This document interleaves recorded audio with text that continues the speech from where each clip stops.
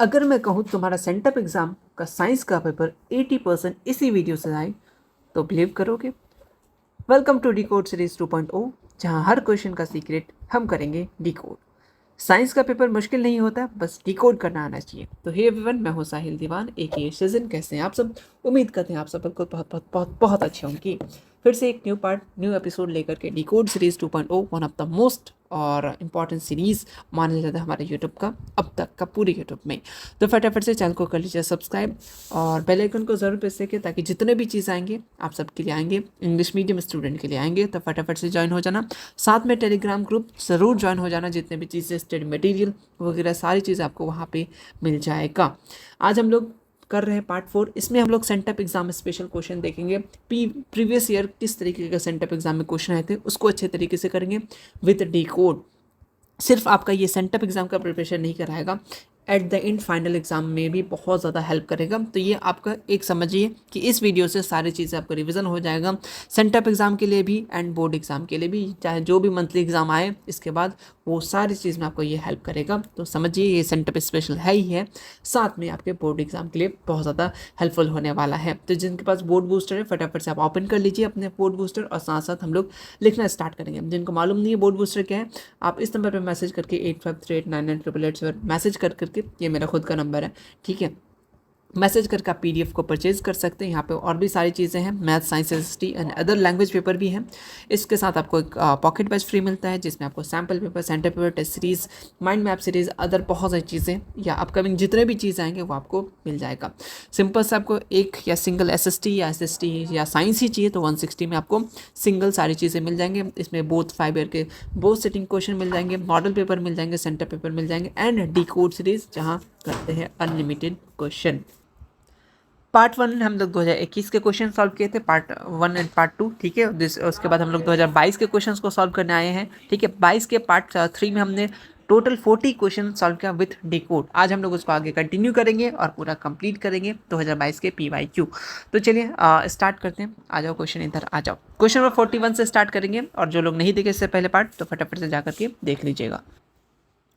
तो चलिए स्टार्ट करते हैं। फर्स्ट क्वेश्चन आपसे पूछना चाह रहा है 41 नंबर, ऑलरेडी 40 तक कर चुके थे। विच of the following term does not represent, NCERT का डायरेक्ट आपका जो एक्सरसाइज है उससे क्वेश्चन लिया गया, electrical power in electric circuit. तो आपको मालूम है इसमें से कौन सा रिप्रेजेंट नहीं कर रहा है, तो रिप्रेजेंट कौन कौन सा कर रहा है वो अगर मालूम होगा तो ऑलरेडी आप इसको कन्वर्ट कर सकते हैं। ये क्या बता रहा है आपका I² ये क्या बता रहा है आपका, एक आपका V/I या V/I बोल सकते हो ये है, और एक का क्या होता है V²/R होता है। ये तीनों जो टर्म है ये डिनोट करता है क्या, आपका इलेक्ट्रिकल पावर, यानी डिनोट नहीं कर रहा है तो ये वाला डिनोट नहीं कर रहा है, तो ये हमारा सही आंसर हो जाएगा, ठीक है। और ये जो क्वेश्चन है आपको जो जनरल कंपटीशन होता है 10th लेवल का, तो ये क्वेश्चन अक्सर देखा जाता है, ठीक है, ओके। देन जितने भी एनसीईआरटी में जितने भी MCQ भले 1 2 3 है उसको देख लेना, कर लेना, रट लेना, उसी में से आ जाएंगे, ठीक है, डायरेक्ट। चलिए, to the increase the value of resistance आपको मालूम होना चाहिए, रेजिस्टेंस का डेफिनेशन मालूम होना चाहिए, बहुत इंपॉर्टेंट है। अगर उनको कनेक्ट करेंगे तो रजिस्टर शुड बी कनेक्टेड, अगर उसको वैल्यू को इंक्रीज करना है तो हम लोग किसमें डालेंगे, सीरीज में, सिंपल सा R1 प्लस का R2। कभी कभी तुम्हें सीरीज ना दे करके यही फॉर्मूला दे देगा, तुम कंफ्यूज हो जाओगे। तो सीरीज में बेसिकली क्या करते हैं हम लोग, जोड़ते हैं। अगर पैरेलल में तो 1/R1 प्लस का 1/R2। सेम इस टाइप का क्वेश्चन इससे पहले वाले क्लासेस में हम लोग कर चुके थे, ठीक है। तो चलो आगे बढ़ते हैं। क्वेश्चन नंबर 42 के बाद क्वेश्चन नंबर आते हैं हम लोग 43 के पास।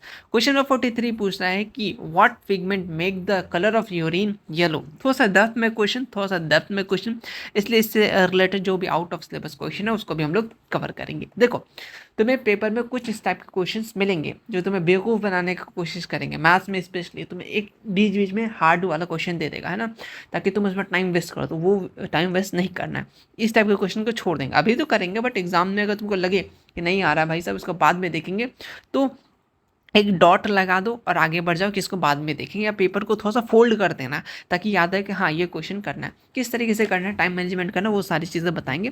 तो फिलहाल है ना, ओके।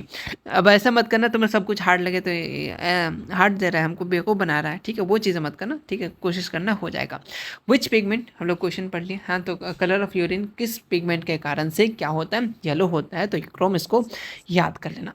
इससे चीज़ें रिलेटेड जो तुम्हें कुछ कुछ बताना चाहेंगी कि देखो, हीमोग्लोबिन मालूम है, हीमोग्लोबिन के कमी से क्या होता है, लैक ऑफ हीमोग्लोबिन से क्या बनता है, बेसिकली तुम्हें मालूम होना चाहिए कौन सा बीमारी होता है, अनीमिया होता है, याद रखना, अनीमिया होता है, इस बात को तुम याद कर लो, बहुत इंपॉर्टेंट है, ठीक है। अगर हीमोग्लोबिन का कमी होगा तो तुमको अनीमिया हो जाएगा, ठीक है, ओके। और कुछ चीज़ें बताएंगे तुम्हें कि ये बेसिकली ये कहाँ पाया जाता है, आरबीसी में पाया जाता है ना, तो आओ थोड़ा सा और चीज़ें बताते हैं तुम्हें कि आयरन रिच प्रोटीन क्या है, आयरन रिच प्रोटीन कहाँ पे रहता है ये, आरबीसी बोले तो रेड ब्लड सेल में, ठीक है, जो क्या कैरी करता है, आरबीसी क्या कैरी करता है, ये भी क्वेश्चन पूछता है कि आरबीसी कैरी क्या क्या कैरी करता है, बताओ फटाफट से सोचो। ये ऑक्सीजन को कैरी करता है, किसको, ऑक्सीजन को कैरी करता है, बहुत इंपॉर्टेंट पॉइंट है, इस बात को याद रखना। कहाँ से लेता है, फ्रॉम द लंग्स, ठीक है, lungs to the rest of the body, इस स्टेटमेंट को याद रखना कि बेसिकली ये आयरन रिच प्रोटीन होता है कौन, आरबीसी, जो कंटेन क्या करता है, जो कैरी क्या करता है, ऑक्सीजन, बहुत इंपॉर्टेंट है ये वाला, ठीक है, ओके। और difference between RBC and WBC, RBC का काम क्या होता है, डब्ल्यूबीसी का काम होता है क्या होता है, ये तुम लोग कमेंट बॉक्स में बता सकते हो। आरबीसी का फुल फॉर्म क्या होता है, डब्ल्यूबीसी का फुल फॉर्म क्या होता है, और उसका फंक्शन, ठीक है, दोनों कोई ना कोई आप लोग ज़रूर बताओगे, ठीक है। और बहुत लोग आंसर भी देते हैं ना, तो जो लोग आंसर देते हैं उनका मैं एक साथ में पिन कर देता हूँ कमेंट, है ना। तो आप लोग एक काम करना, अपने कोई भी आंसर लिखोगे फिर वापस से कोई आंसर लिखना, तो उसी कमेंट को एडिट करके लिखना ताकि सारा आंसर एक ही में रहे, और उसको पिन कर देंगे, जो भी पढ़े तो उसका आंसर मिल जाए फर्स्ट टाइम, है ना। ओके, नेक्स्ट क्वेश्चन आते हैं, क्वेश्चन नंबर 44 में, इसमें से कौन सा नॉन रिन्यूएबल सोर्स है, बताया ना तुम्हें, एसएसटी में, साइंस में, हर जगह जाओगे रिन्यूएबल नॉन रिन्यूएबल देखने मिलेगा। तो पेट्रोल जो है ये नहीं है, बाद बाकी सब क्या रिन्यूएबल रिसोर्सेस है।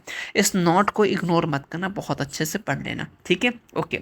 सेक्सुअली ट्रांसमिटेड डिजीजेस बहुत इंपॉर्टेंट है, इस साल ना 5 नंबर के क्वेश्चन में पूछे जा सकते हैं, क्योंकि पिछले साल में आई थिंक आया था ये, सेंटअप एग्ज़ाम वगैरह में भी आया था, तो याद रखना सेक्सुअली ट्रांसमिटेड डिजीजेस बहुत इंपॉर्टेंट है, अभी के लिए भी, लाइफ के लिए भी, एंड आपके क्लास 12 उसका जहाँ जाओ काम ज़रूर देगा। तो सेक्सुअली ट्रांसमिटेड डिजीजेस में से कौन सा है, तो तुम्हें मालूम होना चाहिए एड्स, ठीक है। एड्स का फुल फॉर्म क्या होता है, अभी तक नहीं पूछा है बट तुम्हें पूछ सकता है ना, क्यों नहीं पूछ सकता है, तो क्या होता है, एक्वायर्ड अमीनो आई से, है ना, इम्यूनो डिफिशियंसी सिंड्रोम, याद रखना बहुत इंपॉर्टेंट है, आपसे पूछ लेगा, हो सकता है आपको सब्जेक्टिव में पूछ ले कि एड्स का फुल फॉर्म बता दो, या फिर आप एड्स जो लिखिएगा आपसे सब्जेक्टिव में पूछा जाएगा कि आप बताइए सेक्सुअली ट्रांसमिटेड डिजीजेस का नाम बताइए और किस तरीके से मेथड्स बताइए जो हम उसको सही कर सकते हैं, फैलने से रोक सकते हैं ना, बेसिकली कॉन्ट्रासेप्टिव मेथड्स के बारे में पूछेगा आपसे 5 नंबर में, तो बहुत ज़्यादा इंपॉर्टेंट है ना, ओके। ये किसके कारण होता है, किसके कारण बताओ, एक वायरस होता है, ये क्या है, एक तरह का वायरस है जिसको हम लोग क्या बोलते हैं, HIV, याद रखना HIV वायरस के कारण क्या होता है, एड्स होता है, इस बात को याद रखना बहुत अच्छी तरीके से, तो एग्जाम्पल पूछ सकता है। अच्छा, कुछ और एग्जाम्पल बता देते हैं, सेक्सुअली ट्रांसमिटेड डिजीजेज आपके लेवल में एड्स है और गोनेरा है, ठीक है, उसके बाद सिफिलिस है, और क्या है, हेपेटाइटिस भी है, इसको याद रखेगा, इंपॉर्टेंट है। कॉजेटिव एजेंट भी पूछ लेता है, तो ऑलरेडी देखना सब्जेक्टिव के आंसर्स में आपको मिल जाएंगे, ये सारे आंसर आपको ऑलरेडी बुक में दिया गया है इस बेसिकली क्वेश्चन बैंक में, ठीक है, तो याद रखना ये सारे इंपॉर्टेंट है, ठीक। चलिए आगे बढ़ते हैं। हाँ जी बिल्कुल। विच of the following conductor of electricity, conduct करता है इलेक्ट्रिसिटी, तो तुम्हें बहुत अच्छे तरीके से मालूम है कौन, ग्रेफाइट जो होता है, ये एक्सेप्शन के केस में है लेकिन इंपॉर्टेंट है, ठीक है, okay. Then question number 47, which of the following may be biotic component, biotic component पढ़े थे, बायोटिक कंपाउंड मतलब क्या होता है, जिसमें जान पाया जाता है। बायोटिक, ए बायोटिक मतलब क्या, जो नॉन लिविंग थिंग हो। इसमें से लिविंग थिंग कौन हो सकता है हमारा, मे बी, तो फंगी हमारा क्या हो जाएगा, बायोटिक। ये सब्जेक्टिव एसएसटी में पूछता है कि ये on the basis of origin, origin के बेसिस पे दो होता है, बायोटिक, ए बायोटिक। एसएसटी की चीज़ें यहाँ भी बता रहे हैं तुम्हें, ठीक है, ताकि चीज़ें याद रख सको। क्वेश्चन नंबर 48 पूछना चाह रहा है, the metal cover with electric appliance connected with, जो मेटल कवर होता है वो बेसिकली किस चीज़ का होता है, यही आपसे क्वेश्चन पूछना चाह रहा है।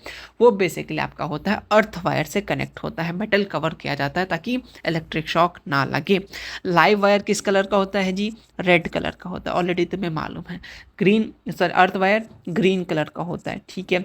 न्यूट्रल वायर किस कलर का होता है, ब्लैक कलर का होता है। तो ये भी आपसे ऑब्जेक्टिव पूछा जाएगा कि न्यूट्रल कलर किस कलर का होता है, अर्थ वायर किस कलर का होता है, बस, ठीक है। यहाँ से तुम्हारा 3 1 4 नंबर तुम्हारा सेव कर दिए, ठीक है।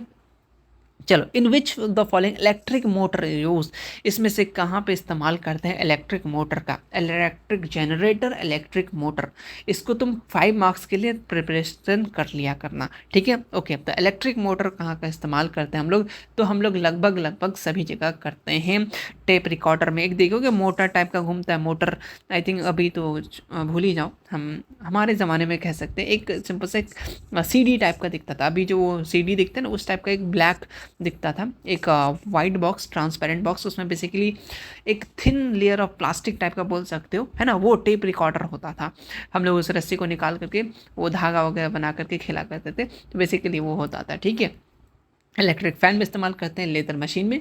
तो जहां बताए थे ऑल ऑफ दिस वहां पर टिक कर देना, लेकिन सोच करके थोड़ा सा। चलिए क्वेश्चन नंबर 50, ये टॉपिक तो मैंने हालांकि पढ़ा रखा है। The process of combining two lighter, यहाँ क्या हो रहा है, कंबाइन हो रहा है दो लाइटर न्यूक्लाई को, कहाँ से, न्यूक्लियस में, तो उसको हम लोग क्या बोलेंगे, न्यूक्लियर फिजन या न्यूक्लियर फ्यूजन।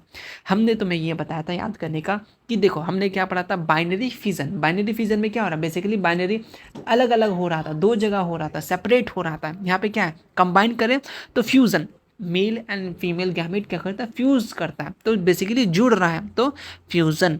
समझ में आया, आना जाना चाहिए, है ना। और क्या क्या बेसिकली ये ज्वाइंट करने के लिए, है ना।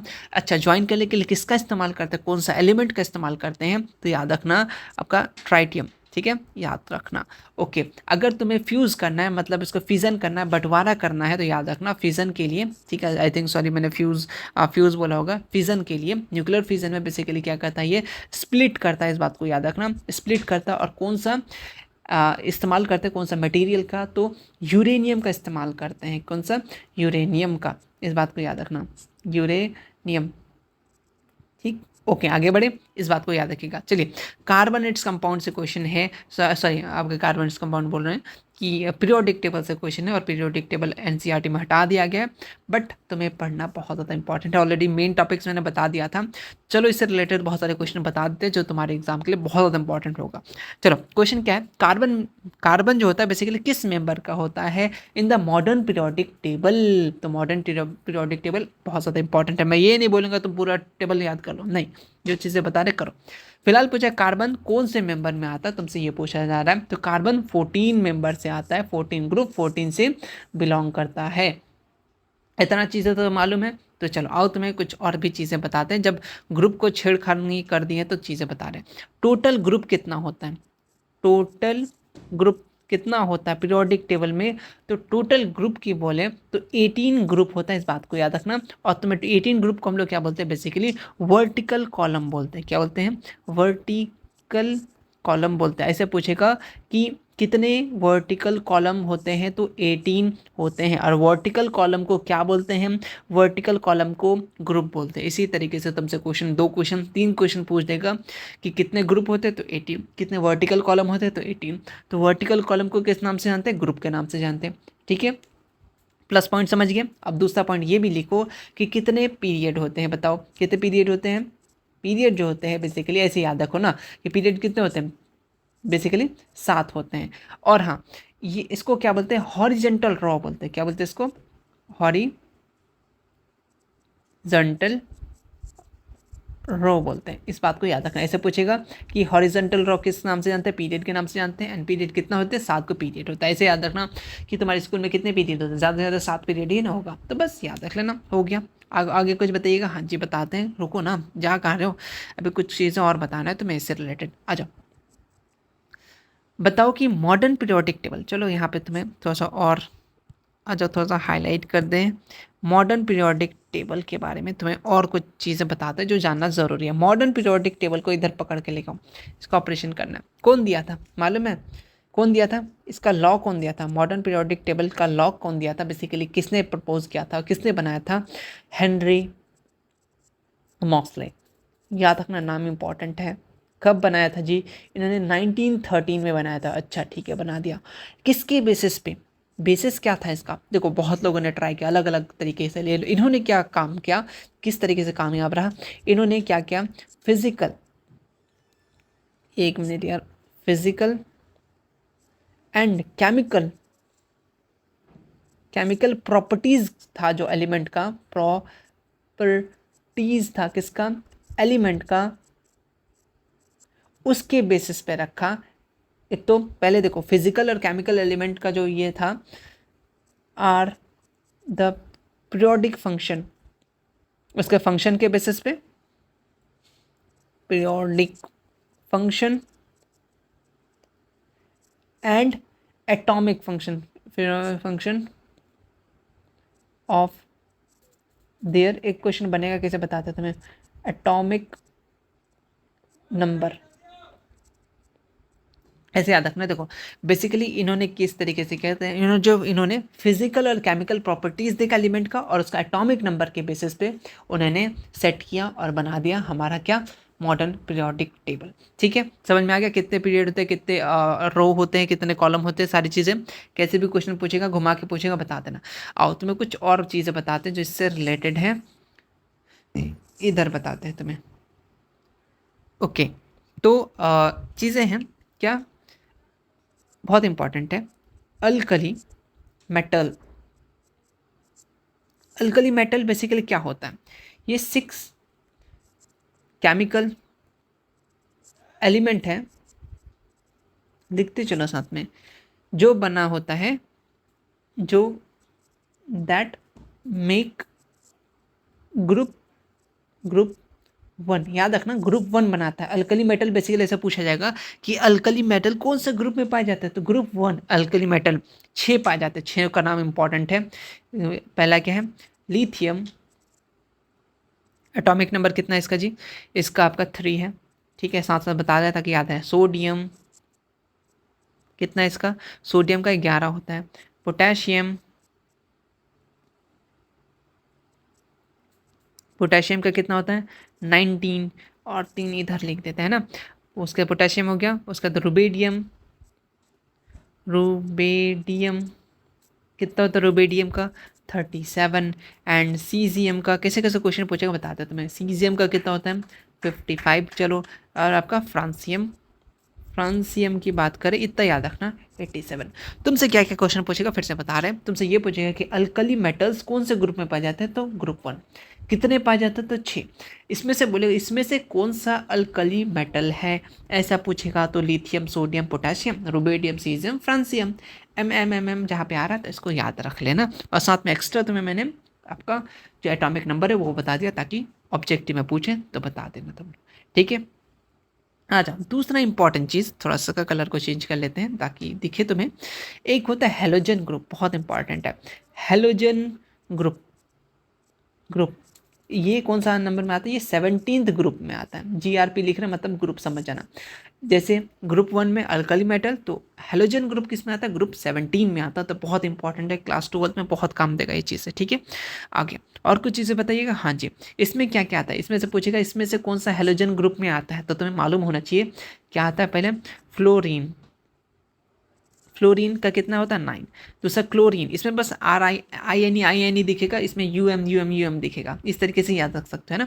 इसमें क्या है, क्लोरीन, क्लोरीन का कितना होता है, 17 होता है। ब्रोमीन, कितना होता है ब्रोमीन का? 35 होता है। आयोडीन, आयोडीन का कितना होता है? 53 होता है। ये एक्स्ट्रा में लिखा रहे हैं एटॉमिक नंबर, ताकि इसको करते करते याद हो जाए। एस्टेटीन की बात करें, ये आपका 85 होता है। तो आपसे पूछा हेलोजन ग्रुप, ग्रुप 17 में पाया जाता है। तो कौन कौन सा? Fluorine, chlorine, bromine, iodine and astatine. साथ साथ बोलोगे तो याद हो जाएगा। और इसको हम लोग बेसिकली, ये क्या होता है? Non metallic group. क्या है ये? Non metallic group. इस ना बात को तुम याद रखना, आपके लिए काफ़ी रहेगा। देखो एक क्वेश्चन से इतना सारा पॉइंट बता दिए, और बहुत सारा क्वेश्चन पूछ सकता है। चलिए क्वेश्चन नंबर 52 आप लोग आंसर ज़रूर दे सकते हैं कि स्मॉलेस्ट इंडोक्राइन ग्लैंड की बात की हमने बताया था आपको, ठीक है? तो फटाफट से बता दीजिएगा क्वेश्चन नंबर 52। क्वेश्चन नंबर 53 की बात करें, बॉक्साइट किसका ओर है? तो ओर बहुत इंपॉर्टेंट है। बॉक्साइट की बात करें तो एल्युमिनियम का क्या होता है? बॉक्साइट। ऑलरेडी एसएसटी में भी बहुत बार पढ़ चुके हैं, है ना? ओके, चलिए और कुछ कुछ चीज़ें। हाँ देखो, एच जी बोले तो मरकरी, मरकरी। एच जी बोले तो मरकरी, इसका बहुत इंपॉर्टेंट है, कुछ चीज़ें हैं बताएंगे, रुको। मरकरी, एच जी बोले तो मरकरी, ये बेसिकली किसका ओर है? ये चीना बार का ओर है, याद रखना, इंपॉर्टेंट है। चीना बार का ओर है, याद रखना, ठीक है? एफ ई, एफ ई मत जानते हो ना? आयरन, आयरन, आयरन का ओर का नाम क्या है बताओ? एक आपका मैग्नेटाइट, मैग्नेटाइट फेमस वाला मोस्ट आयरन ओर है ना, तो मैग्नेटाइट, ओके। और आपका हीमेटाइट, हीमेटाइट, इसको याद रखेगा। चलिए ये आयरन ओर है। चलिए ओके, चलिए क्वेश्चन नंबर 53 के बाद क्वेश्चन नंबर आते हैं हम लोग 54 में। वैलेंसी ऑफ सोडियम, सोडियम का वैलेंसी कितना होता है? तो हमने क्या पढ़ा अभी जस्ट मैं तुम्हें बताया, सोडियम का कितना होता है? 11। तो इसका ये हो गया, तो वैलेंसी पूछ रहा है बेसिकली। तो वैलेंसी बोले तो वैलेंसी क्या होता है? बेसिकली ये कंबाइनिंग कैपेसिटी होता है कोई भी एलिमेंट का, और हम लोग इससे क्या करते हैं, कितना केमिकल बॉन्ड्स वो फॉर्म कर सकते हैं एक के साथ मिल करके, उसको हम लोग क्या बोलेंगे? बेसिकली आपका वैलेंसी। वैलेंसी का डेफिनेशन थोड़ा अच्छे से देख लेना, ये 2 नंबर में आपसे ये पूछ लेगा वैलेंसी क्या होता है, ठीक है? इस तरीके से डिफाइन करने दे देगा कुछ कुछ मिला करके, ठीक है? वैलेंसी। तो सोडियम का टोटल कन्फिग्रेशन करोगे तो क्या होगा? सोडियम Na से डिनोट करते हैं, तो आपसे पूछेगा कितना होता है? ये टोटल 11 होता है, तो 2 8 और लास्ट में कितना? 1 होता है। तो ये अपना क्या हो गया? वैलेंसी 1 हो गया, ठीक है? और इसी में एक क्वेश्चन ऐसे पूछ देगा कि इसमें ऐसा पूछेगा कि जो आउटर मोस्ट सेल, यानी सोडियम का आउटर मोस्ट सेल में कितने हैं? तो 1। लास्ट में देखो 1 है कि नहीं? टोटल 11। तो देखो, तो ये आपका क्या हो गया? आउटर मोस्ट सेल में भी ये 1 आ जाएगा, ठीक है? ओके, चलिए नेक्स्ट क्वेश्चन है केमिकल फॉर्मूला ऑफ गिब्सन। बता रहे हैं ना, एसिड बेस वाला साल्ट में जितने भी वो टॉपिक है लास्ट वाला, उसको अच्छे से देख लो, जितने फॉर्मूलाज है केमिस्ट्री के लिख लो एक पेज में। क्लास 10 में ज़्यादा हार्ड नहीं है, एक पेज में पूरा आपका पूरा आ जाएगा, ठीक है? ऑलरेडी मैंने माइंड मैप्स दे रखे हैं, ठीक है, साइंस के, तो वो देख लेना, काफ़ी रहेगा। चलिए क्या होता है इसका? क्या होता है? CaSO4.2H2O, ठीक है? चलिए metal, oxide of metal basically कैसा होता है? अगर ऑक्साइड की बात करें तो वो बेसिक होता है। कितने बॉन्ड रहते हैं between 2 atom of molecule of nitrogen? Basically कितने बॉन्ड होते हैं? ट्रिपल बॉन्ड होते हैं। इस बात को अच्छे से ध्यान में रखना। नाइट्रोजन है तो इसका तुमको मालूम होना चाहिए कुछ कुछ चीज़ें जो एग्जामिनेशन में इंपॉर्टेंट है। नाइट्रोजन में याद रखना कितना होता है नाइट्रोजन का? बताओ। 7 होता है। क्या आपका इसका कन्फिग्रेशन 7 होता है, ठीक है? बता दिया, और कुछ बताइएगा? बताते हैं, रुकना। 7 होता है, ठीक। आगे याद रखना कि 78.1% जो एलिमेंट होता है, सॉरी, अर्थ एटमॉस्फेयर में नाइट्रोजन पाया जाता है। अर्थ एटमॉस्फेयर में याद रखना 78.1% क्या पाया जाता है? अर्थ एटमॉस्फेयर में नाइट्रोजन पाया जाता है। कौन से ग्रुप से बिलोंग करते हैं बताओ? ये ग्रुप 15 से बिलोंग करता है। ग्रुप भी याद रख लेना। ये बहुत ज़्यादा हल्का होता है, लाइटेस्ट होता है। आपसे पूछ देगा कि इसमें से कौन सा लाइटेस्ट एलिमेंट है, तो नाइट्रोजन। ये नॉन मेटल होता है। कैसा होता है ये?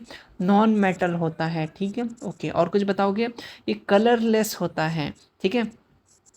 कलरलेस और ऑर्डरलेस, इसीलिए तो तुम नहीं देख पाते हो नाइट्रोजन, है ना? देखते हो ना कि ऑक्सीजन कितना है, कार्बन डाइऑक्साइड कितना है, एंड नाइट्रोजन कितना है, तो ऑर्डरलेस है ना? सूंघ भी नहीं पाते हो कि हाँ कहाँ है आपका नाइट्रोजन, है ना?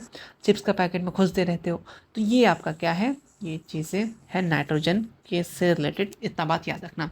अगर इलेक्ट्रॉनिक कॉन्फ़िगरेशन की बात करें या तो 7 हो गया, ठीक है, सॉरी मतलब ये इसका एटॉमिक नंबर की बात कर रहे थे, है ना, कितने परसेंट पाए जाते हैं, ये सारे छोटे छोटे पॉइंट्स हैं जो याद रखना पड़ता है, इंपॉर्टेंट है। देखो आ गया वापस से, how many electron their outer Mischel of sodium, sodium में कितना है, तो सोडियम में अभी तो हम लोग बताएं कि 1 है। देखो सेम क्वेश्चन उसी टॉपिक से।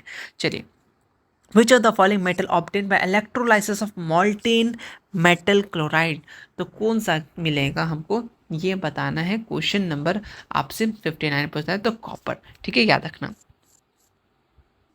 अगर हम लोग कॉपर का इस्तेमाल करेंगे इलेक्ट्रोलाइसिस से, इलेक्ट्रोलाइसिस बहुत इंपॉर्टेंट है, देख लेना इलेक्ट्रोलाइसिस का डेफिनेशन।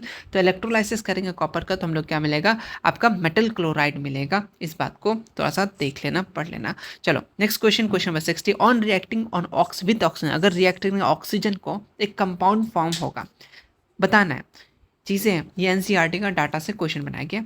अगर रिएक्ट करेंगे कोई भी एक्स मेटल है, ठीक है, बेसिकली कुछ भी एक्स आइटम है, ठीक है, उसको ऑक्सीजन के साथ रिएक्ट करते हैं, ठीक है, ओके, तो एक कंपाउंड बनाता है जिसका हाई मेल्टिंग पॉइंट होता है, ठीक है, हाई मेल्टिंग पॉइंट होता है, लेकिन वो सॉल्युबल होता है, मतलब वाटर में घुल भी जाता है। तो बताओ इसमें से कौन सा है, तो बताओ क्या होगा। तो ये जो आपका कैल्शियम की बात कर रहा है, यानी कैल्शियम ऑक्साइड की बात कर रहा है, याद रखना, ठीक है। एनसीईआरटी का डायरेक्ट एक्सरसाइज से ये आपको स्टेटमेंट बेस्ड से क्वेश्चन पूछ दिया है, ठीक है, वही ऑब्जेक्टिव से पूछ के दे दिया। चलिए next, what the colour of phenolphthalein indicator, natural indicator, synthetic indicator, natural indicator, दो तीन टाइप का जो ऑलिफैक्टर इंडिकेटर, दो तीन जो इंडिकेटर है उसको अच्छे से देख लेना। तो फिनोथिलीन की बात कर रहा है, वो किस तरीके से इन अल्कलाइन मीडियम में किस कलर का होगा, ये आपसे बेसिकली पूछा गया है। तो कैसा, पिंक कलर का होगा, ठीक है। एसिड बेस एंड साल्ट में जाना, ऑलरेडी मैंने ड्राइव में नोट्स अपलोड करके रखा, वहाँ देख लेना। जितने भी है इंडिकेटर किस कलर का होगा, टर्मरिक किस कलर का होगा, किस मीडियम में डालेंगे तो क्या होगा, तो वो सारी चीज़ें मेंशन है, वहाँ पे देख लेना। आईयूपीएसी नेम की बात करें, एसिटिक एसिड को किस नाम से जानते हैं हम लोग, इथेनोइक एसिड के नाम से जानते हैं। और इसका केमिकल फॉर्मूला की बात करें, CH3COOH, बहुत ज़्यादा रिपोर्टेड क्वेश्चन है ये वाला, इसको अच्छे से देख लेना।